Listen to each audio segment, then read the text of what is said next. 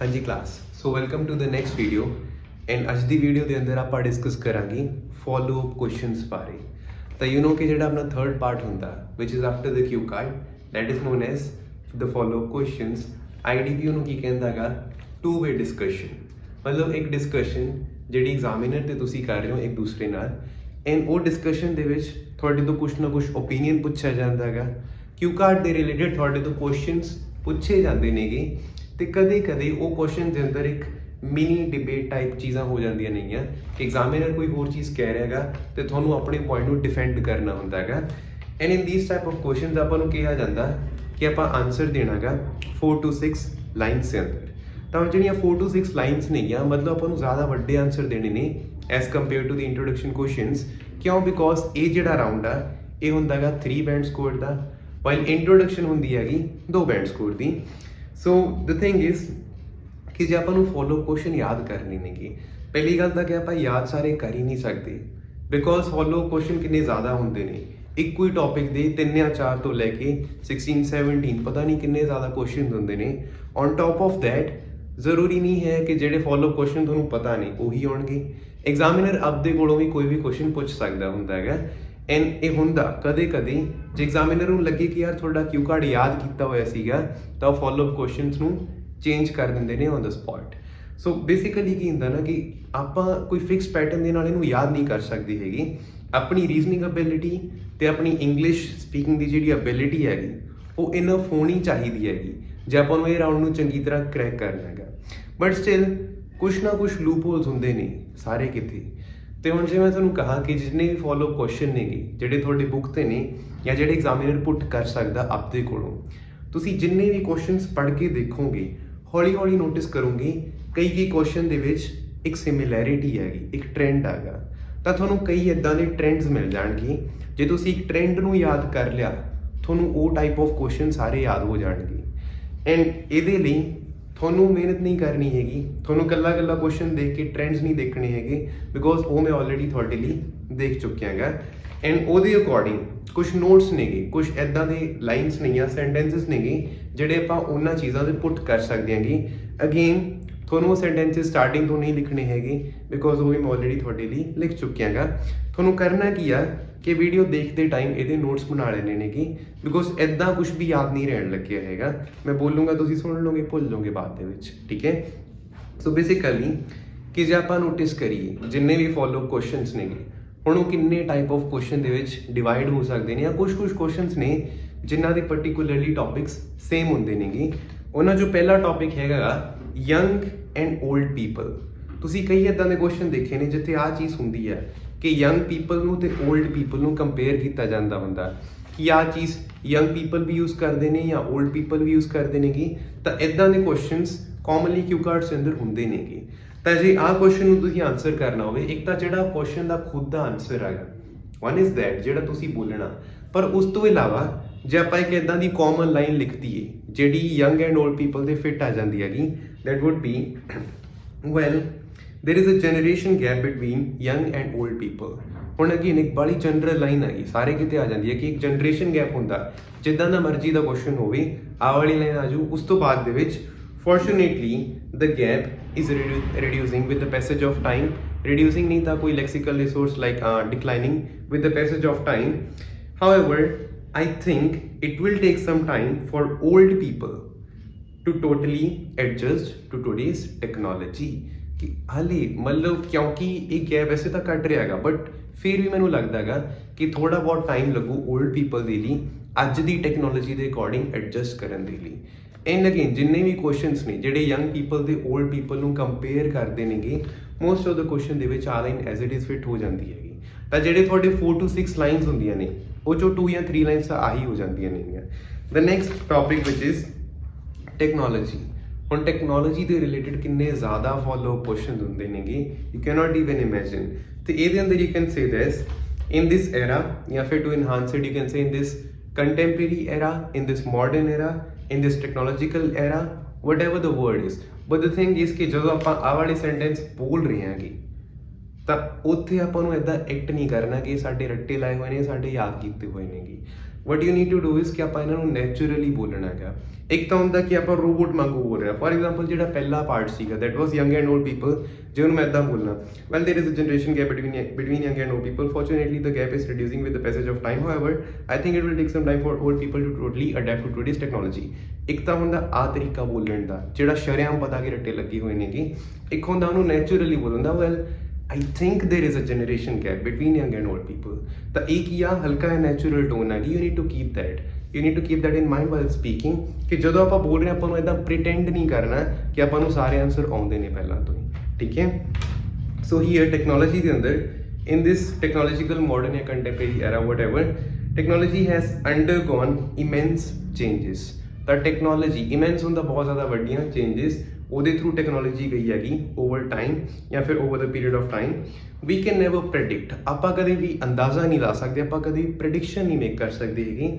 We can never predict what technology would offer us in the coming future, ਕਿ technology ਆਪਾਂ ਨੂੰ ਕਿਹੜੀ ਚੀਜ਼ ਆਫਰ ਕਰੂ ਫਿਊਚਰ ਦੇ ਅੰਦਰ, ਹਾਲੇ ਆਪਾਂ ਕੋਈ ਅੰਦਾਜ਼ਾ ਨਹੀਂ ਲਾ ਸਕਦੇ ਹੈਗੇ। Until now, all of the developments have occurred with a rapid pace, ਕਿ ਹਾਲੇ ਤੱਕ ਜਿੰਨੀਆਂ ਵੀ ਡਿਵੈਲਪਮੈਂਟਸ ਹੋਈਆਂ ਨੇ ਉਹ ਬਹੁਤ ਤੇਜ਼ੀ ਦੇ ਨਾਲ ਹੋਈਆਂ ਨੇਗੀਆਂ। ਇਹ ਜਿਹੜੇ ਮੈਂ ਨੋਟਸ ਬਣਾਏ ਨੇ ਮੈਂ ਬੈਸਟ ਟਰਾਈ ਕੀਤਾ ਹੈਗਾ ਕਿ ਨਿਊਟਰਲ ਰਹਾਂ, because maybe question technology ਦੇ ਨਾਲ ਪੋਜ਼ਿਟਿਵਲੀ ਰਿਲੇਟਡ ਹੋਵੇ ਜਾਂ ਫਿਰ ਨੈਗੇਟਿਵਲੀ ਰਿਲੇਟਡ ਹੋਵੇ, ਤਾਂ ਕਰਕੇ ਇਹਦੇ ਵਿੱਚ ਮੈਂ ਕੋਈ ਵੀ ਪੋਜ਼ਿਟਿਵ ਜਾਂ ਨੈਗੇਟਿਵ ਵਰਡ ਮੈਂਸ਼ਨ ਨਹੀਂ ਕੀਤਾ ਹੈਗਾ। ਮੈਂ ਇੱਦਾਂ ਕੀਤਾ ਕਿ ਡਿਵੈਲਪਮੈਂਟਸ ਤੇਜ਼ੀ ਦੇ ਨਾਲ ਹੋਈਆਂ ਨੇਗੀਆਂ, ਹੁਣ ਉਹ ਪੋਜ਼ਿਟਿਵ ਵੀ ਹੋ ਸਕਦਾ ਨੈਗੇਟਿਵ ਵੀ ਹੋ ਸਕਦਾ ਹੈਗਾ। So these notes at least you can trust ਕਿ ਇੱਕ ਫਿਟ ਹੋ ਜਾਣਗੇ ਆਲਮੋਸਟ ਸਾਰੇ ਕਿਤੇ। Okay, so the next one it is change, ਕੀ ਆਹ ਚੀਜ਼ ਟਾਈਮ ਤੋਂ ਪਹਿਲਾਂ ਬਦਲ ਚੁੱਕੀ ਹੈਗੀ ਜਾਂ ਫਿਰ ਨਹੀਂ ਬਦਲੀ ਹੈਗੀ।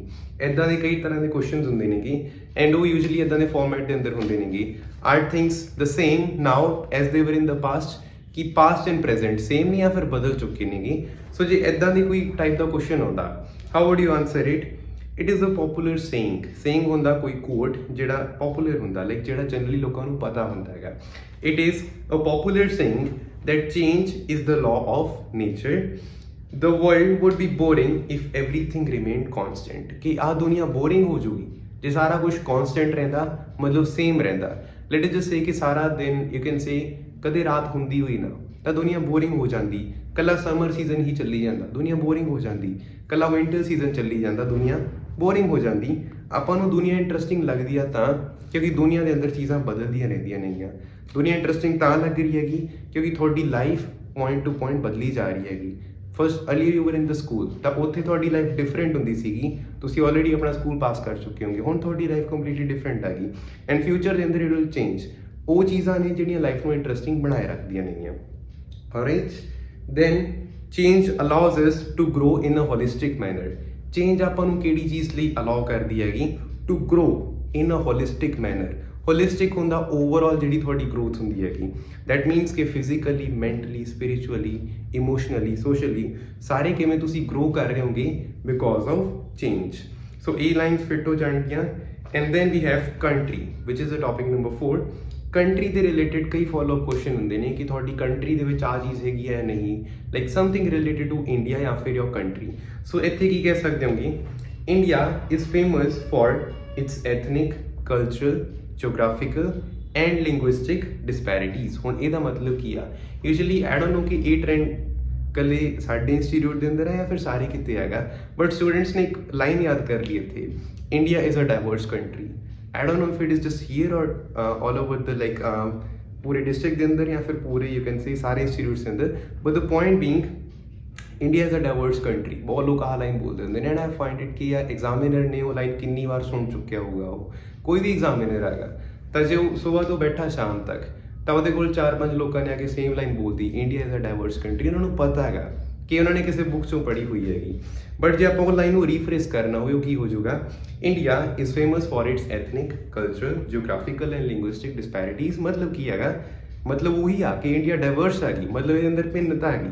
ਪਰ ਕਿੱਦਾਂ ਗੀ ਕਿ ਇੰਡੀਆ ਫੇਮਸ ਹੈਗੀ ਐਥਨਿਕ ਗਰੁੱਪਸ ਹੁੰਦੇ ਨੇ ਲੋਕਾਂ ਦੇ, ਕਲਚਰਲ ਮਤਲਬ ਕਲਚਰ ਦੇ ਨਾਲ ਰਿਲੇਟਿਡ, ਜਿਓਗ੍ਰਾਫਿਕਲ ਮਤਲਬ ਕਿ ਜਿਓਗ੍ਰਾਫਿਕਲ ਡਿਸਪੈਰਿਟੀਜ਼ ਨੇ, ਜਿਓਗ੍ਰਾਫਿਕਲ ਡਿਫਰੈਂਸਿਸ ਨੇਗੇ, ਕਿਤੇ ਮਾਊਂਟੇਨ ਦੇ ਏਰੀਆਸ ਨੇਗੇ, ਕਿਤੇ ਪਲੇਨ ਏਰੀਆ ਹੈਗਾ, those are geographical disparities. And linguistic disparities, linguistic ਮਤਲਬ ਲੈਂਗੁਏਜ ਦੇ ਨਾਲ ਰਿਲੇਟਿਡ ਕਿ ਤੁਸੀਂ ਹਰੇਕ ਸਟੇਟ ਬਦਲ ਕੇ ਦੇਖੋ ਕੋਈ ਨਾ ਕੋਈ ਨਵੀਂ ਲੈਂਗੁਏਜ ਉੱਥੇ ਬੋਲੀ ਜਾ ਰਹੀ ਹੈਗੀ। which makes it a very diverse country. We cannot really specify a single answer to talk about the entire nation. कितने भी country या फिर India आ गया ਤੁਸੀਂ ਇਹ ਕਹਿ ਸਕਦੇ ਹੋਗੇ कि एक specific answer सारे nation ਦੇ ਬਾਰੇ ਗੱਲ ਨਹੀਂ ਕਰ ਸਕਦਾ ਹੈਗਾ. India diverse ਹੀ ਬਹੁਤ ਹੈਗੀ, India ਵੱਡੀ ਬਹੁਤ ਹੈਗੀ. I would go on to the extent of saying ਮੈਂ ਇੱਥੇ ਤੱਕ ਕਹਿਣ ਲਈ ਰਾਜ਼ੀ ਹਾਂਗਾ that even a single lifetime would not suffice to travel all of India. ਕਿ ਅਸੀਂ ਇੱਥੇ ਤੱਕ ਕਹਿਣ ਲਈ ਤਿਆਰ ਆਂਗੇ ਕਿ ਇੱਕ ਲਾਈਫ ਟਾਈਮ ਮਤਲਬ ਇੱਕ ਪੂਰੀ ਜ਼ਿੰਦਗੀ ਵੀ ਇਨਫ ਨਹੀਂ ਹੈਗੀ ਸਾਰਾ ਇੰਡੀਆ ਟਰੈਵਲ ਕਰਨ ਦੇ ਲਈ. ਤਾਂ ਕੰਟਰੀ ਦੇ ਰਿਲੇਟਡ ਜਦੋਂ ਕੋਈ ਵੀ ਕੁਐਸਚਨ ਆਉਂਦਾ ਆਹ ਲਾਈਨਸ ਐਜ਼ ਇਟ ਇਜ਼ ਉੱਥੇ ਆ ਜਾਣਗੀਆਂ and you can see that ਕਿ 3 ਜਾਂ 4 ਲਾਈਨਾਂ ਆਹੀ ਲਾਈਨਸ ਕਵਰ ਅਪ ਕਰ ਦਿੰਦੀਆਂ ਨੇਗੀਆਂ. ਫਿਰ 1 ਜਾਂ 2 ਲਾਈਨਾਂ ਤੁਸੀਂ ਆਪਦੇ ਕੋਲੋਂ ਬੋਲ ਸਕਦੇ ਹੋ about the actual questions. And the thing is ਕਿ ਆਹ ਚੀਜ਼ਾਂ ਜੇ ਤੁਸੀਂ ਨੈਚੁਰਲੀ ਬੋਲਦੇ ਹੋਗੇ ਇਹਨਾਂ ਦੇ ਅੰਦਰ ਵੋਕੈਬਲਰੀ ਹੈਗੀ ਇਹਨਾਂ ਦਾ ਜਿਹੜੇ ਗ੍ਰਾਮੈਟੀਕਲ ਸਟਰਕਚਰ ਸੀ ਉਹ ਸਾਰੇ ਕਰੈਕਟ ਨੇਗੇ. ਠੀਕ ਹੈ, so we come to the next topic which is generalisation. And ਹੁਣ ਇਹਨੂੰ ਸਮਝਾਉਣ ਤੋਂ ਪਹਿਲਾਂ I have to explain you something. Basically ਕੀ ਹੁੰਦਾ ਨਾ, ਫੋਲੋ ਕੁਐਸਚਨ ਜਿਹੜੇ ਹੁੰਦੇ ਨੇਗੇ, ਕੁਐਸਚਨ ਇੱਦਾਂ ਹੁੰਦੇ ਨੇ ਕਿ ਤੁਹਾਨੂੰ ਲੱਗਦਾ ਲੋਕ ਇੱਦਾਂ ਦੇ ਹੁੰਦੇ ਨੇਗੇ ਜਾਂ ਫਿਰ ਇੰਡੀਅਨ ਲੋਕ ਇੱਦਾਂ ਦੇ ਹੁੰਦੇ ਨੇ. I tell you an example. Basically ਆਪਾਂ ਨੂੰ ਪਤਾ ਆਪਣੇ ਕੋਲ 3 ਰਾਊਂਡਸ ਨੇ, introduction, cue card and follow ups. ਹਾਲੇ ਲਈ ਕਿਊ ਕਾਰਡ ਨੂੰ ਸਾਈਡ ਤੇ ਕਰ ਦਿਓ, ਆਪਾਂ ਇਕੱਲੇ ਇੰਟਰੋਡਕਸ਼ਨ ਤੇ ਫੋਲੋਅਪ ਕੁਐਸਚਨ ਬਾਰੇ ਹੀ ਗੱਲ ਕਰ ਰਹੇ ਹਾਂਗੇ ਹਾਲੇ ਵੀ ਸਿਰਫ ਫੋਲੋਅਪਸ ਬਾਰੇ. ਬਟ ਇੱਕ ਡਿਫਰੈਂਸ ਨੋਟਿਸ ਕਰੋ ਇੰਟਰੋਡਕਸ਼ਨ ਦੇ ਵਿੱਚ ਤੇ ਫੋਲੋਅਪਸ ਦੇ ਵਿੱਚ ਕਿ ਇੰਟਰੋਡਕਸ਼ਨ ਦੇ ਵਿੱਚ ਕੁਐਸਚਨ ਹੁੰਦੇ ਨੇ ਤੁਹਾਡੇ ਬਾਰੇ, ਫੋਲੋਅਪ ਕੁਐਸਚਨ ਦੇ ਵਿੱਚ ਕਾਦੇ ਬਾਰੇ ਹੁੰਦੇ ਨੇ, ਲੋਕਾਂ ਬਾਰੇ. ਜਨਰਲੀ ਜਿਹੜੀ ਆਪਣੇ ਅਰਾਊਂਡ ਪੂਰੀ ਦੁਨੀਆ ਹੈਗੀ ਉਹਦੇ ਬਾਰੇ ਕੁਐਸਚਨਸ ਹੁੰਦੇ ਨੇ.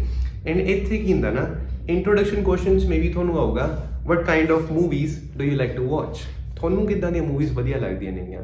ਫੋਲੋ ਕੁਐਸਚਨ ਤੁਹਾਡੇ ਬਾਰੇ ਗੱਲ ਨਹੀਂ ਕਰ ਰਿਹਾ, ਉਹ ਕੀ ਪੁੱਛੂਗਾ what kind of movies do people like to watch, what kind of movies do Indian people like to watch, what kind of movies do old people like to watch, what kind of movies do young people, like these kind of question ਜਿਹੜੇ ਲੋਕਾਂ ਦੇ ਨਾਲ deal ਕਰਦੇ ਨੇ. Here ਇੱਕ ਚੀਜ਼ ਸੋਚ ਕੇ ਦੇਖੋ, ਇੰਡੀਆ ਜਦੋਂ ਇੰਨੀ ਵੱਡੀ ਕੰਟਰੀ ਹੈਗੀ ਤਾਂ ਜਿੰਨੇ ਵੀ ਇੰਡੀਅਨ ਲੋਕ ਨੇ ਕੀ ਉਹ ਸਾਰੇ ਸੇਮ ਤਰ੍ਹਾਂ ਦੀਆਂ ਮੂਵੀਜ਼ ਦੇਖਦੇ ਨੇਗੇ.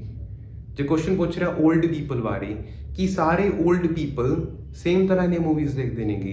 ਕੁਐਸਚਨ ਪੁੱਛ ਰਿਹਾ ਯੰਗਸਟਰਸ ਬਾਰੇ, ਜਸਟ ਪੀਪਲ ਬਾਰੇ. ਆਪਾਂ ਨੂੰ ਇੱਕ ਚੀਜ਼ ਪਤਾ ਹੈਗੀ ਕਿ ਲੋਕ ਅਲੱਗ-ਅਲੱਗ ਹੁੰਦੇ ਨੇਗੇ, ਲੋਕਾਂ ਦੇ ਅਲੱਗ-ਅਲੱਗ ਟੇਸਟ ਹੁੰਦੇ ਨੇਗੇ, ਲੋਕਾਂ ਦੀਆਂ ਅਲੱਗ-ਅਲੱਗ ਮੋਟੀਵੇਸ਼ਨ ਹੁੰਦੀਆਂ ਨੇ, ਸਾਰੇ ਲੋਕ ਅਲੱਗ ਤਰੀਕੇ ਨਾਲ ਰੇਜ਼ ਕੀਤੇ ਹੁੰਦੇ ਨੇ, ਲੋਕਾਂ ਦੇ ਅਲੱਗ-ਅਲੱਗ ਇੰਟਰਸਟ ਹੁੰਦੇ ਨੇ, ਸਾਰਿਆਂ ਦੀਆਂ ਖੁਦ ਦੀਆਂ ਐਬਿਲਿਟੀਜ਼ ਹੁੰਦੀਆਂ ਨੇਗੀਆਂ. ਮੇ ਬੀ ਤੁਹਾਡੀ ਕਲਾਸ ਦੇ ਅੰਦਰ ਕੋਈ ਬੈਟਰ ਸੀਗਾ ਡਰਾਇੰਗ ਦੇ ਅੰਦਰ ਬਾਕੀਆਂ ਨਾਲੋਂ, maybe somebody was good at sports, ਤਾਂ ਉਹ ਕੀ ਨੇ ਸਾਰਿਆਂ ਦੇ ਅਲੱਗ-ਅਲੱਗ ਇੰਟਰਸਟ ਨੇ, ਅਲੱਗ-ਅਲੱਗ ਟੇਸਟ ਨੇਗੇ. ਸਿਮਿਲਰਲੀ ਜਦੋਂ ਕੁਐਸਚਨਸ ਇੱਦਾਂ ਦੇ ਆ ਰਹੇ ਨੇ ਕਿ ਲੋਕ ਇੱਦਾਂ ਦੇ ਹੁੰਦੇ ਨੇ, ਪੀਪਲ ਆਹ ਵਰਡ ਆ ਗਿਆ ਜਿੱਥੇ ਪੀਪਲ, ਉੱਥੇ ਤੁਸੀਂ ਆਹ ਚੀਜ਼ ਨੂੰ ਯੂਜ਼ ਕਰ ਸਕਦੇ ਹੋ ਜਨਰਲਾਈਜੇਸ਼ਨ. ਜਨਰਲਾਈਜੇਸ਼ਨ ਕੀ ਹੁੰਦੀ ਹੈਗੀ, ਜੇ ਮੈਂ ਕਲਾਸ ਦੇ ਅੰਦਰ ਆ ਕੇ ਕਹਿ ਦਿੰਦਾ ਹੈਗਾ ਕਿ ਆਹ ਕਲਾਸ ਇੰਗਲਿਸ਼ ਦੇ ਅੰਦਰ ਬਹੁਤ ਜ਼ਿਆਦਾ ਸਮਾਰਟ ਆ ਗਈ. ਹੁਣ ਜੇ ਕਲਾਸ ਦੇ ਅੰਦਰ ਲੈਟ ਅਸ ਸੇ 30 ਲੋਕ ਬੈਠੇ ਨੇਗੇ ਤਾਂ ਕੀ 30 ਦੇ 30 ਲੋਕ ਸਮਾਰਟ ਹੋਣਗੇ? ਮੇ ਬੀ 20 ਲੋਕ ਹੋਣਗੇ, 21 ਹੋਣਗੇ, 22 ਹੋਣਗੇ, ਸ਼ਾਇਦ ਬਾਕੀ ਜਾਣੇ ਨਾ ਹੋਣ. ਤਾਂ ਜੇ ਮੈਂ ਪੂਰੀ ਕਲਾਸ ਦੀ ਗੱਲ ਕਰ ਰਿਹਾ ਹੈਗਾ ਦੈਟ ਮੀਨਸ ਮੈਂ ਕਿਹਨੂੰ ਜਨਰਲਾਈਜ਼ ਕਰ ਰਿਹਾ ਹੈਗਾ ਪੂਰੀ ਕਲਾਸ ਨੂੰ. ਜੇ ਮੈਂ ਇੱਕ ਆਨਸਰ ਦਿੰਦਾ ਮੂਵੀਜ਼ ਬਾਰੇ ਕਿ ਇੰਡੀਅਨ ਲੋਕਾਂ ਨੂੰ ਕਲਚਰਲ ਮੂਵੀਜ਼ ਦੇਖਣੀਆਂ ਵਧੀਆ ਲੱਗਦੀਆਂ ਨੇਗੀਆਂ. ਹੁਣ ਇੰਡੀਆ ਦੀ ਜੇ ਪੋਪੂਲੇਸ਼ਨ 1 ਬਿਲੀਅਨ ਤੋਂ ਉੱਪਰ ਆ ਗਈ ਤਾਂ ਕਿ 1 ਬਿਲੀਅਨ ਲੋਕਾਂ ਨੂੰ ਕਲਚਰਲ ਮੂਵੀਜ਼ ਦੇਖਣੀਆਂ ਵਧੀਆ ਲੱਗਦੀਆਂ ਨੇ? ਨਹੀਂ ਲੱਗਦੀਆਂ ਹੈਗੀਆਂ. ਦੈਟ ਮੀਨਸ ਕਿ ਮੈਂ ਪੂਰੇ ਇੰਡੀਆ ਨੂੰ ਜਨਰਲਾਈਜ਼ ਕਰ ਰਿਹਾ ਜਿਹੜਾ ਕਿ ਟੈਕਨੀਕਲੀ ਗਲਤ ਹੁੰਦਾ ਹੈਗਾ. ਸੋ ਹੀਅਰ ਜਿੰਨੇ ਵੀ ਕੁਐਸਚਨਸ ਨੇ ਜਿੱਥੇ ਆਹ ਵਰਡ ਆ ਗਈ people, Indian people, young people, youngsters, old people, ਇੱਦਾਂ ਦਾ ਕੋਈ ਵੀ ਵਰਡ ਆ ਗਿਆ ਕਿਸੇ ਵੀ ਕੁਐਸਚਨ ਦੇ ਵਿੱਚ, ਹੁਣ ਇਹ ਮੈਂ ਬਹੁਤ ਜ਼ਿਆਦਾ ਇੱਕ ਵੱਡੀ ਸਟੇਟਮੈਂਟ ਇੱਥੇ ਦੇ ਰਿਹਾ ਹੈਗਾ ਬਟ ਦ ਥਿੰਗ ਇਜ਼ ਸਾਰੇ ਕੁਐਸਚਨਸ ਦੇ ਵਿੱਚ ਆਹ ਵਾਲੀਆਂ ਲਾਈਨਾਂ ਫਿੱਟ ਹੋ ਜਾਣਗੀਆਂ. And I want you to write it down. The lines are, first one, well, I think Rando, I consider Carlo. Well, I consider that to be a generalized question. ਤਾਂ ਹੁਣ ਇਹ ਪਹਿਲੀ ਲਾਈਨ ਹੋਗੀ ਕਿ ਮੈਨੂੰ ਲੱਗਦਾ ਕਿ ਜਿਹੜਾ ਤੁਹਾਡਾ ਕੁਐਸਚਨ ਪੁੱਛਿਆ ਗਿਆ ਉਹ ਜਨਰਲਾਈਜ਼ਡ ਹੈਗਾ. ਕਿਤੇ ਵੀ ਵਰਡ ਆ ਗਿਆ people, Indian people, young people, what ever it is totally dependent on individuals personal preference and nature. Everybody is cryptically distinct on the basis of their physical, mental, cognitive, intellectual, emotional and social abilities. Basically ਇਹਦਾ meaning ਕੀ ਹੈਗਾ? ਪਹਿਲਾ ਤਾਂ ਇਹ ਹੈਗਾ ਕਿ question generalise ਹੈਗਾ. ਦੂਜਾ ਕਿ ਚੀਜ਼ ਡਿਪੈਂਡ ਕਰਦੀ ਹੈ ਇੰਡੀਵਿਜੂਅਲ ਦੇ ਖੁਦ ਦੇ ਟੇਸਟ ਤੇ, ਉਹਦੀ ਖੁਦ ਦੀ ਪ੍ਰੈਫਰੈਂਸ ਦੇ ਉੱਪਰ, ਕਿਉਂਕਿ ਸਾਰੇ ਲੋਕ ਅਲੱਗ ਹੁੰਦੇ ਨੇ. Everybody is cryptically distinct. Cryptically ਹੁੰਦਾ ਮਿਸਟੀਰੀਅਸਲੀ, ਡਿਸਟਿੰਕਟ ਹੁੰਦਾ different, on the basis of their physical body ਦੇ ਬੇਸ ਤੇ, ਮੈਂਟਲ ਕੈਪੈਸਿਟੀ ਦੇ ਬੇਸ ਤੇ, ਕੋਗਨੀਟਿਵ ਸਕਿੱਲਸ ਦੇ ਬੇਸ ਤੇ, ਲਰਨਿੰਗ ਐਬਿਲਿਟੀਜ਼ ਦੇ ਬੇਸ ਤੇ। ਇੰਟੈਲੈਕਚੁਅਲ ਕੀ ਹੁੰਦਾ ਹੈਗਾ? ਇੰਟੈਲੈਕਚੁਅਲ ਕਹਿ ਸਕਦੇ ਹੋ ਇਨ ਦ ਟਰਮਸ ਆਫ ਵਿਜ਼ਡਮ, ਇੰਟੈਲੈਕਟ ਆਪਣੀ ਕਿੰਨੀ ਹੈਗੀ। ਇਮੋਸ਼ਨਲ ਸਟੇਜਸ ਸਾਰਿਆਂ ਦੀਆਂ ਅਲੱਗ-ਅਲੱਗ ਹੁੰਦੀਆਂ ਨੇ। ਸੋਸ਼ਲ ਐਬਿਲਿਟੀ ਸਾਰਿਆਂ ਦੀਆਂ ਅਲੱਗ-ਅਲੱਗ ਹੁੰਦੀਆਂ ਨੇ। ਕਈ ਲੋਕ ਇੱਕ ਦੂਜੇ ਨਾਲ ਜ਼ਿਆਦਾ ਵਧੀਆ ਦੋਸਤ ਬਣਾ ਲੈਂਦੇ ਨੇ, ਕਈ ਲੋਕ ਨਹੀਂ ਬਣਾ ਪਾਉਂਦੇ ਹੈਗੇ। So everybody is cryptically distinct and different. People have their own upbringing.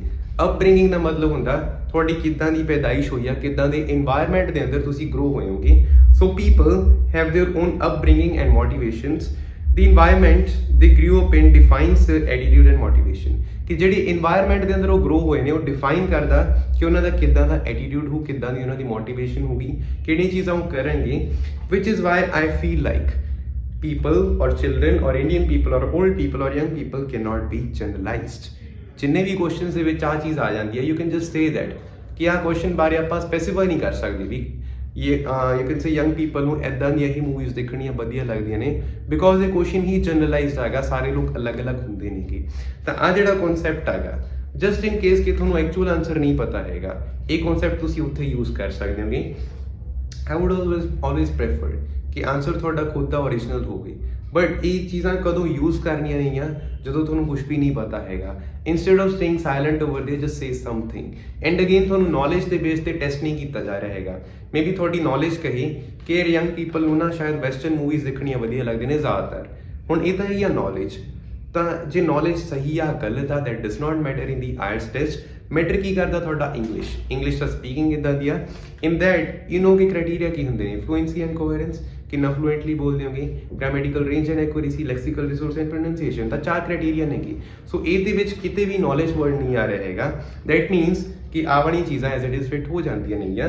But ਕਿਉਂਕਿ ਇਹਨਾਂ ਦੀ ਇੰਗਲਿਸ਼ ਸਹੀ ਆ ਤੇ ਤੁਸੀਂ ਸਹੀ ਯਾਦ ਕਰਕੇ ਜਾਂਦੇ ਹੋਗੇ, ਤਾਂ ਤੁਸੀਂ ਇਹਨਾਂ ਨੂੰ ਉੱਥੇ ਫਿਟ ਕਰ ਸਕਦੇ ਹੋ।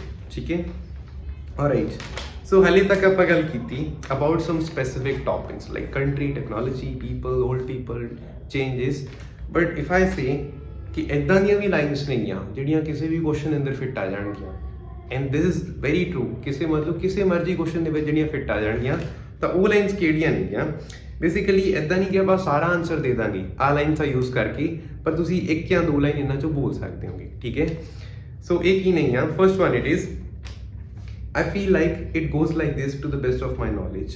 ਹੁਣ ਇਹ ਲਾਈਨ ਕੀ ਕਹਿੰਦੀ ਆ ਕਿ ਮੈਨੂੰ ਲੱਗਦਾ ਇਹਦਾ ਆਨਸਰ ਆ ਹੋਣਾ ਚਾਹੀਦਾ as per the best of my knowledge, ਜਿੰਨੀ ਕਿ ਦੀ ਮੈਨੂੰ ਨੌਲੇਜ ਹੈਗੀ। ਤਾਂ ਆਨਸਰ ਨੂੰ ਸਟਾਰਟ ਕਰਨ ਤੋਂ ਪਹਿਲਾਂ ਕਿਤੇ ਵੀ ਆਹ ਵਾਲੀ ਲਾਈਨ ਤੁਸੀਂ ਬੋਲ ਸਕਦੇ ਹੋਗੇ। ਸਿਮਿਲਰਲੀ ਇਹਦੇ ਰਿਲੇਟਡ ਹੋਰ ਲਾਈਨਸ ਵੀ ਹੁੰਦੀਆਂ ਨੇ। For example, I would like to take a guess, correct me if I'm wrong। कि आह आंसर मैं गेस करना चाहूँगा, I don't even know the answer, but you can correct me if I'm wrong। ठीक है, and वो ਤੁਹਾਨੂੰ correct ਤਾਂ ਉਹ ਨਹੀਂ ਕਰਨ ਲੱਗੇ ਹੈਗੇ, but this is just for saying correct me if I'm wrong। I'm definitely not an expert in this particular topic, but if I were to share my opinion, which might be debatable, I think ਤਾਂ ਇਹ ਇਹ line ਕੀ ਹੈਗੀ ਕਿ ਮੈਂ ਆਹ ਵਾਲੇ topic ਤੇ expert ਨਹੀਂ ਹੈਗਾ, ਬਟ ਫਿਰ ਵੀ ਜੇ ਮੈਨੂੰ ਆਪਣਾ ਓਪੀਨੀਅਨ ਸ਼ੇਅਰ ਕਰਨਾ ਹੁੰਦਾ ਮੇਰੀ ਨੌਲੇਜ ਦੇ ਅਕੋਰਡਿੰਗ, ਇਹ ਓਪੀਨੀਅਨ ਹੋ ਸਕਦਾ ਡਿਬੇਟੇਬਲ ਹੋ ਸਕਦਾ ਤੁਹਾਡਾ ਕੋਈ ਅਲੱਗ ਓਪੀਨੀਅਨ ਹੋਵੇ, ਬਟ ਮੇਰਾ ਓਪੀਨੀਅਨ ਕੀ ਹੈਗਾ। ਠੀਕ ਹੈ, ਤਾਂ ਆਨਸਰ ਨੂੰ ਸਟਾਰਟ ਕਰਨ ਤੋਂ ਪਹਿਲਾਂ ਆਹ ਲਾਈਨਸ ਫਿੱਟ ਆ ਜਾਂਦੀਆਂ ਨੇ ਸਾਰੇ ਕਿਤੇ। And only use them when you actually do not know the answer, ਜਾਂ ਫਿਰ when you need some time to think about the answer। ਕਿਉਂਕਿ ਯੂਜੂਅਲੀ ਕੀ ਹੁੰਦਾ ਨਾ ਫੋਲੋ ਅਪਸ ਦੇ ਅੰਦਰ, ਹੁਣ ਮੈਂ ਤੁਹਾਨੂੰ ਕਿਹਾ ਕਿ 2 ਤਰ੍ਹਾਂ ਦੇ ਪੌਜ਼ ਹੁੰਦੇ ਨੇ, language and content related. Maybe ਤੁਹਾਨੂੰ ਕੰਟੈਂਟ ਬਾਰੇ ਸੋਚਣ ਦੇ ਲਈ ਟਾਈਮ ਚਾਹੀਦਾ, ਤੁਸੀਂ ਇੰਸਟੈਂਟਲੀ ਆਨਸਰ ਨਹੀਂ ਕਰ ਸਕਦੇ ਹੈਗੇ। ਤਾਂ ਇਹ ਲਾਈਨਾਂ just as a shortcut use ਕਰ ਸਕਦੇ ਹੋਗੇ ਕਿ ਜਿੰਨਾ ਟਾਈਮ ਇਹ ਬੋਲ ਰਹੇ ਹੋ, ਕਿਉਂਕਿ ਤੁਹਾਡੇ ਯਾਦ ਨਹੀਂ ਆ, ਤੁਸੀਂ ਇਹਨਾਂ ਨੂੰ ਬਿਨਾਂ ਸੋਚੇ ਬੋਲ ਰਹੇ ਹੋਗੇ, ਇਹ ਤੁਹਾਡੇ ਰੱਟੇ ਲੱਗੀਆਂ ਹੋਈਆਂ ਨੇ, ਨੈਚੁਰਲੀ ਬੋਲ ਰਹੇ ਹੋਗੇ। ਬਟ ਦ ਥਿੰਗ ਇਜ਼ ਕਿ ਜਿੰਨਾ ਚਿਰ ਇਹਨਾਂ ਨੂੰ ਬੋਲ ਰਹੇ ਹੋ ਤੁਹਾਨੂੰ ਟਾਈਮ ਮਿਲ ਜਾਂਦਾ ਆਨਸਰ ਬਾਰੇ ਸੋਚਣ ਦਾ। ਤਾਂ instead of keeping silent over there you can just speak this. ਠੀਕ ਹੈ, there is this little phrase which is coming to think about it ਕਿ ਇਹਦੇ ਬਾਰੇ ਸੋਚਣਾ ਹੋਵੇ, ਫਿਰ ਆਹ ਚੀਜ਼ ਹੋ ਸਕਦੀ ਹੈ। ਠੀਕ ਹੈ, then there are I wish I had enough knowledge and time to think about this in order to come up with a logical conclusion ਜਾਂ ਫਿਰ a logical answer। I feel like ਤਾਂ question ਜਾਂ ਫਿਰ line ਕੀ ਕਹਿ ਰਹੀ ਆ ਕਿ I wish ਕਾਸ਼ ਮੇਰੇ ਕੋਲ ਇਨਫ ਨੌਲੇਜ ਹੁੰਦੀ ਆਹ ਵਾਲਾ ਕੁਐਸਚਨ ਆਨਸਰ ਕਰਨ ਦੇ ਲਈ, ਮੇਰੇ ਕੋਲ ਇਨਫ ਟਾਈਮ ਹੁੰਦਾ ਇਹਦੇ ਬਾਰੇ ਸੋਚਣ ਦੇ ਲਈ। In order to come up with a logical answer, in order to come up ਮਤਲਬ ਕਿ ਉਹਦੇ ਲਈ, ਠੀਕ ਹੈ, ਇਨ ਆਰਡਰ ਟੂ ਉਹਦੇ ਲਈ, ਟੂ ਕਮ ਅਪ ਬੋਲਣ ਦੇ ਲਈ, with a logical answer. I feel like ਆਹ ਆਨਸਰ ਹੋ ਸਕਦਾ ਹੈ। ਠੀਕ ਹੈ, then it is I'm not saying what I answer is going to be precisely accurate, but it is considerably fair to say that ਕਿ ਜਿਹੜਾ ਕੁਝ ਮੈਂ ਆਨਸਰ ਕਰਨ ਜਾ ਰਿਹਾ ਮੈਂ ਇਦਾਂ ਨਹੀਂ ਕਹਿ ਰਿਹਾ ਕਿ ਉਹ ਪ੍ਰੀਸਾਈਜ਼ਲੀ ਐਕੂਰੇਟ ਆ। ਪ੍ਰੀਸਾਈਜ਼ਲੀ ਮਤਲਬ ਐਗਜ਼ੈਕਟਲੀ, ਐਕੂਰੇਟ ਮਤਲਬ ਸਹੀ ਹੈਗਾ, ਕਿ ਇਦਾਂ ਨਹੀਂ ਹੈ ਕਿ ਉਹ ਐਗਜ਼ੈਕਟਲੀ ਸਹੀ ਆ to the point, but it is considerably fair. But ਫਿਰ ਵੀ ਯੂ ਕੰਸੀਡਰ ਕਰ ਸਕਦੇ ਆ ਕਿ ਫੇਅਰ ਆਨਸਰ ਆ, ਆਹ ਵਾਲੀ ਚੀਜ਼ ਕਹਿਣਾ to say that. Alright, then we have I think I am the right person to answer this question। ਇਹ ਕਦੋਂ ਆ ਜੋ ਤੁਸੀਂ ਆਨਸਰ ਬਾਰੇ ਹਲਕਾ ਜਿਹਾ ਸ਼ੋਰ ਹੋ ਕਿ ਤੁਹਾਨੂੰ ਨੌਲੇਜ ਹੈਗੀ ਆਈ, ਤੁਸੀਂ ਇਹਨੂੰ ਬੋਲ ਲਓਗੇ I think I am the right person to answer this question since I have been thinking about it। ਕਿਉਂਕਿ ਮੈਂ ਇਹਦੇ ਬਾਰੇ ਸੋਚ ਰਿਹਾ ਸੀਗਾ lately ਮਤਲਬ recently, and I have sufficient knowledge to answer this, ਕਿ ਮੇਰੇ ਕੋਲ enough knowledge ਹੈਗੀ ਆਹ ਵਾਲਾ question answer ਕਰਨ ਦੇ ਲਈ। And then we have somewhere along the line the meaning ਕੀ ਹੁੰਦਾ, ਕਿਤੇ ਨਾ ਕਿਤੇ। somewhere along the line we all know that, ਕਿਤੇ ਨਾ ਕਿਤੇ ਆਪਾਂ ਸਾਰਿਆਂ ਨੂੰ ਪਤਾ ਹੈਗਾ। and then you begin with the answer, ਠੀਕ ਹੈ। then the next one that is as far as I can assume ਜਾਂ ਫਿਰ as far as I can guess, ਜਿੱਥੇ ਤੱਕ ਮੈਂ assume ਕਰ ਸਕਦਾ, ਜਿੱਥੇ ਤੱਕ ਮੈਂ ਅੰਦਾਜ਼ਾ ਲਾ ਸਕਦਾ ਜਾਂ guess ਕਰ ਸਕਦਾ, ਸ਼ਾਇਦ ਆਨਸਰ ਆ ਹੈਗਾ। ਜੋ ਤੁਸੀਂ ਇਦਾਂ ਦੀਆਂ ਚੀਜ਼ਾਂ ਕਹਿੰਦੇ ਹੋਗੇ ਤਾਂ ਜੇ ਤੁਹਾਡਾ ਆਨਸਰ ਗਲਤ ਵੀ ਹੋ ਜਾਂਦਾ ਕੋਈ ਇਸ਼ੂ ਨਹੀਂ ਹੈਗਾ, ਕਿਉਂਕਿ ਤੁਸੀਂ ਗੈਸ ਕਰ ਰਹੇ ਸੀ, ਤੁਸੀਂ ਅੰਦਾਜ਼ਾ ਲਾ ਰਹੇ ਸੀ ਉਹ ਚੀਜ਼ ਦਾ, ਠੀਕ ਹੈ। Then there is that is a weirdly interesting question, and ਇਹ ਉਦੋਂ ਹੀ ਬੋਲਣਾ ਜਦੋਂ ਕੁਐਸਚਨ ਐਕਚੁਅਲ ਦੇ ਅੰਦਰ ਇੰਟਰਸਟਿੰਗ ਹੈਗਾ। ਆਈ ਨਹੀਂ ਕੋਈ ਮਰਜ਼ੀ ਕੁਐਸਚਨ ਦੇ ਵਿੱਚ ਫਿੱਟ ਕਰਤਾ। why do Indian people like to watch foreign movies? it's a weirdly interesting question, but this one can be interesting। ਚਲੋ ਜੇ ਕੋਈ ਇਦਾਂ ਦਾ ਕੁਐਸਚਨ ਹੈ what kind of movies do Indian people like to watch, ਹੁਣ ਇਹਦੇ ਅੰਦਰ interesting ਤੁਹਾਨੂੰ ਕੀ ਲੱਗ ਰਿਹਾ ਹੈਗਾ? It's just a very simple question, but still ਜੇ ਕੋਈ ਕੁਐਸਚਨ ਐਕਚੁਅਲ ਦੇ ਅੰਦਰ ਤੁਹਾਨੂੰ ਇੰਟਰਸਟਿੰਗ ਲੱਗਿਆ ਐਂਡ ਤੁਸੀਂ ਐਕਸਪ੍ਰੈਸ਼ਨ ਉਹਦਾ ਬਣਾ ਸਕਦੇ ਹੋਗੇ ਉੱਦਾਂ, ਇਦਾਂ ਨਹੀਂ ਕਹਿਣਾ ਉਹ that's a weirdly interesting question, ਤਾਂ ਉਹ ਚੀਜ਼ ਦਿਖ ਜਾਂਦੀ ਹੈ ਐਗਜ਼ਾਮੀਨਰ ਨੂੰ ਕਿ ਇੰਟਰਸਟ ਆ ਨਹੀਂ ਰਹੇਗਾ। So that is not natural speech, it's a weirdly interesting question. I have never thought about it, ਮੈਂ ਹਜੇ ਤੱਕ ਕਦੇ ਇਹ ਸੋਚਿਆ ਨਹੀਂ ਹੈਗਾ, ਠੀਕ ਹੈ। Then there is if I were to answer this question in the most accurate way as per my abilities, ਜੇ ਮੈਨੂੰ ਆਹ ਕੁਐਸਚਨ ਆਨਸਰ ਕਰਨਾ ਹੁੰਦਾ ਸਭ ਤੋਂ ਐਕੂਰੇਟ ਤਰੀਕੇ ਦੇ ਨਾਲ as per my ability, ਠੀਕ ਹੈ, I would say that then you begin with the answer।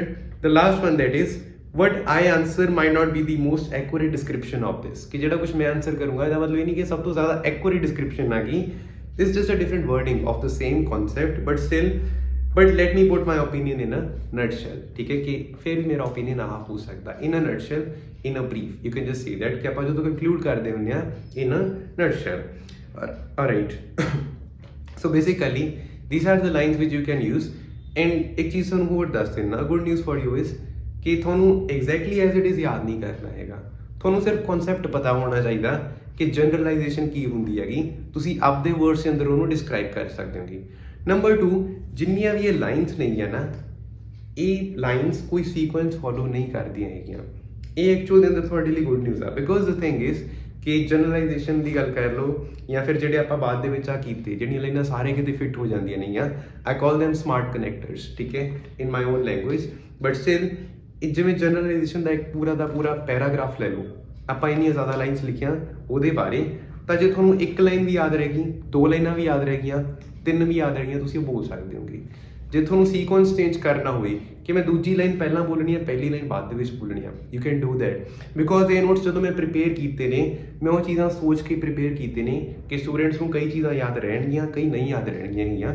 ਮਤਲਬ ਕਿ ਤੁਹਾਨੂੰ ਨੈਸੈਸਰੀਲੀ ਕੋਈ hard and fast format follow ਨਹੀਂ ਕਰਨਾ ਹੈਗਾ, ਤੁਸੀਂ ਆਹੀ ਫਾਰਮੈਟ ਨੂੰ ਆਪਦੇ ਕੋਲੋਂ ਮੋਲਡ ਵੀ ਕਰ ਸਕਦੇ ਹੋ। ਨੰਬਰ 2, ਕੋਈ ਵੀ ਲਾਈਨ ਤੁਹਾਡੇ ਯਾਦ ਰਹੀ ਤੁਸੀਂ ਬੋਲ ਸਕਦੇ ਹੋਗੇ, ਠੀਕ ਹੈ। ਇਟਸ ਨਾਟ ਲਾਈਕ ਕਿ ਤੁਹਾਨੂੰ ਐਗਜ਼ੈਕਟਲੀ ਇੱਥੋਂ ਹੀ ਸਟਾਰਟ ਕਰਨਾ, well I consider that to be generalisation that it is totally dependent, ਨਹੀਂ, ਉਹਨੂੰ ਪਹਿਲਾਂ ਕਹਿ ਦਿਓ it is totally dependent on individuals personal preference, ਬਾਅਦ ਦੇ ਵਿੱਚ ਕਹਿ ਦਿਓ so I consider that to be a generalise question, ਕੋਈ ਇਸ਼ੂ ਨਹੀਂ ਹੈਗਾ, ਸੈਂਸ ਤਾਂ ਉਹਦਾ ਸੇਮ ਬਣਦਾ ਹੈਗਾ। So again, these are the notes for the follow-ups, and you can just use the combinations of them। ਤੁਸੀਂ ਚੀਜ਼ਾਂ ਨੂੰ ਕੰਬਾਈਨ ਕਰ ਸਕਦੇ ਹੋ, ਜਿਵੇਂ ਜਿਹੜੇ ਆਪਣੇ ਸਮਾਰਟ ਕਨੈਕਟਰਸ ਨੇ, ਜਿਹੜੀਆਂ ਲਾਈਨਾਂ ਸਾਰੇ ਕਿਤੇ ਫਿੱਟ ਹੋ ਜਾਂਦੀਆਂ ਨੇਗੀਆਂ, ਤੁਸੀਂ 2 ਜਾਂ 3 ਲਾਈਨਾਂ ਨੂੰ ਜੇ ਕੰਬਾਈਨ ਕਰਨਾ ਹੋਵੇ, let us just say that coming to think about it, ਜਿਹਦੇ ਬਾਰੇ ਸੋਚਣਾ ਹੋਵੇ, I feel like it goes like this according to the best of my knowledge, ਤਾਂ 2 ਲਾਈਨਾਂ ਆਪਾਂ ਫਿੱਟ ਕਰਦੀਆਂ, ਮਿਕਸ ਕਰਦੀਆਂ, ਕੋਈ ਇਸ਼ੂ ਨਹੀਂ ਹੋਇਆ ਉੱਥੇ ਵੀ, ਸਾਰਾ ਸੈਂਸ ਕੀ ਰਿਹਾ, ਸੇਮ ਰਿਹਾ ਆਪਣਾ। ਜੇ ਤੁਹਾਨੂੰ ਕੋਈ ਵੀ ਕੁਐਸਚਨ ਆਨਸਰ ਕਰਨਾ ਫੋਲੋਅਪਸ ਦੇ ਅੰਦਰ, now for the last part of this video, ਕਿ ਪਹਿਲਾਂ ਤਾਂ ਆਪਾਂ ਨੂੰ ਪਤਾ ਕਿ 4 to 6 ਲਾਈਨਸ ਨਹੀਂ ਆ, ਤਾਂ ਫਿੱਟ ਆਪਾਂ ਕਿਵੇਂ ਕਰਨੀਆਂ ਨਹੀਂ ਆ। ਨੰਬਰ 1 'ਚ ਇਹਨਾਂ 'ਚੋਂ ਕੋਈ ਵੀ ਫਾਰਮੈਟ ਯੂਜ਼ ਹੁੰਦਾ ਹੈਗਾ, ਕਰ ਲਓ ਉੱਥੇ, ਕੋਈ ਇਸ਼ੂ ਨਹੀਂ। ਇਨ ਕੇਸ ਤੁਹਾਨੂੰ ਆਨਸਰ ਨਹੀਂ ਪਤਾ ਹੈਗਾ, ਠੀਕ ਹੈ, ਬਟ ਸਟਿਲ ਤੁਸੀਂ ਇੱਦਾਂ ਕਹਿ ਸਕਦੇ ਹੋ ਕਿ number 1 that is an interesting question, ਕਿ ਕੁਐਸਚਨ ਸਾਨੂੰ ਠੀਕ ਲੱਗਿਆ, ਵਧੀਆ ਲੱਗਿਆ, and number 2 you do not have specific knowledge to talk about it, but as far as I can guess, as far as I can assume, ਤਾਂ ਹੁਣ ਤੁਸੀਂ ਅੰਦਾਜ਼ਾ ਲਾ ਰਹੇ ਹੋ, ਫਿਰ ਇੱਕ ਅੱਧੀ ਚੀਜ਼ ਉਹਦੇ ਬਾਰੇ ਮੈਂਸ਼ਨ ਕਰ ਸਕਦੇ ਹੋਗੇ। ਜੇ ਪੰਜਵੀਂ ਲਾਈਨ ਬਣਾਉਣੀ ਹੈਗੀ, you can also talk about a personal example. Usually suggest ਕੀਤਾ ਜਾਂਦਾ ਕਿ ਜਦੋਂ ਲੋਕਾਂ ਬਾਰੇ ਕੁਐਸਚਨ ਆਇਆ ਤਾਂ ਲੋਕਾਂ ਬਾਰੇ ਹੀ ਗੱਲ ਕਰੋ, ਕੰਟਰੀ ਬਾਰੇ ਕੁਐਸਚਨ ਆਇਆ ਪੂਰੀ ਕੰਟਰੀ ਬਾਰੇ ਗੱਲ ਕਰੋ, but still you have the freedom ਕਿ ਜੇ ਬਾਈ ਚਾਂਸ ਤੁਹਾਨੂੰ ਆਨਸਰ ਨਹੀਂ ਪਤਾ ਜਾਂ ਐਗਜ਼ਾਮਪਲ ਨਹੀਂ ਯਾਦ ਆ ਰਿਹਾ ਹੈਗਾ ਤਾਂ ਕੋਈ ਪਰਸਨਲ ਐਗਜ਼ਾਮਪਲ ਇੱਥੇ ਫਿੱਟ ਕਰ ਸਕਦੇ ਹੋ। For example, if the question is, how do you think tourism boosts the economy? Tourism economy ਨੂੰ boost ਕਿੱਦਾਂ ਕਰਦੀ ਹੈਗੀ? First of all, you might say that, well, I don't think I have enough knowledge to talk about it because I'm not an expert on this particular topic. I'm not an economist. ਠੀਕ ਹੈ, ਤਾਂ ਕਿਆ ਦੋ ਲਾਈਨਾਂ ਹੋ ਗਈਆਂ। ਫਿਰ ਤੁਸੀਂ ਕਹਿਣਾ ਹੋਵੇ, as far as I can assume, I think tourism impacts the economy very positively। ਤਾਂ ਹੁਣ ਤੁਸੀਂ ਦੂਜੀ ਲਾਈਨ ਬੋਲੀ assumption ਲਾ ਕੇ, ਗੈਸ ਗਲਤ ਵੀ ਜਾ ਰਿਹਾ, ਕੋਈ ਇਸ਼ੂ ਨਹੀਂ ਹੈਗਾ। ਨੰਬਰ 3 ਤੁਸੀਂ ਕਹਿ ਸਕਦੇ ਹੋਗੇ, I think tourism definitely helps in boosting the economy। ਹੁਣ 3 ਲਾਈਨਾਂ ਹੋ ਗਈਆਂ, ਤੁਹਾਨੂੰ ਨੌਲੇਜ ਇਹਦੇ ਬਾਰੇ ਘੱਟ ਸੀ। ਨੰਬਰ 4 ਤੇ ਤੁਸੀਂ ਇੱਕ ਪਰਸਨਲ ਐਗਜ਼ਾਮਪਲ ਇੱਥੇ ਫਿੱਟ ਕਰਤਾ। For example, 2 years ago I traveled to Shimla, I spent a lot of money there, which means I definitely paid a lot of money in terms of taxes to the government। ਠੀਕ ਹੈ, ਜਿਹੜੇ ਤੁਸੀਂ product ਉੱਥੇ ਖਰੀਦੇ ਨੇਗੇ ਸ਼ਿਮਲਾ ਜਾ ਕੇ, ਕਿਤੇ ਵੀ ਜਾ ਕੇ, ਤਾਂ ਉਹ ਜਿਹੜੇ ਟੈਕਸ ਗਏ ਨੇ ਕਿਹਨੂੰ ਗਏ ਨੇ? ਗਵਰਨਮੈਂਟ ਨੂੰ। ਮਤਲਬ ਤੁਸੀਂ ਜਾ ਕੇ ਟੂਰਿਜ਼ਮ ਕੀਤਾ, ਤੁਸੀਂ ਉੱਥੇ ਟਰੈਵਲ ਕੀਤਾ ਤੇ ਫਾਇਦਾ ਕਿਹਨੂੰ ਹੋਇਆ? ਇਕੋਨਮੀ ਨੂੰ। ਇਹ ਕੀ ਸੀ? ਤੁਹਾਡਾ ਇੱਕ ਪਰਸਨਲ ਐਗਜ਼ਾਮਪਲ ਸੀਗਾ ਜਿਹੜਾ ਤੁਸੀਂ ਆਹ ਵਾਲੇ ਕੁਐਸਚਨ ਦੇ ਅੰਦਰ ਫਿੱਟ ਕੀਤਾ ਤੇ ਤੁਹਾਡੀਆਂ 4 ਲਾਈਨਾਂ 5 ਲਾਈਨਾਂ ਇੱਥੇ ਫਿਨਿਸ਼ ਹੋ ਜਾਂਦੀਆਂ ਨੇਗੀਆਂ। All right, so this was the follow ups and that is it for the video. Thank you.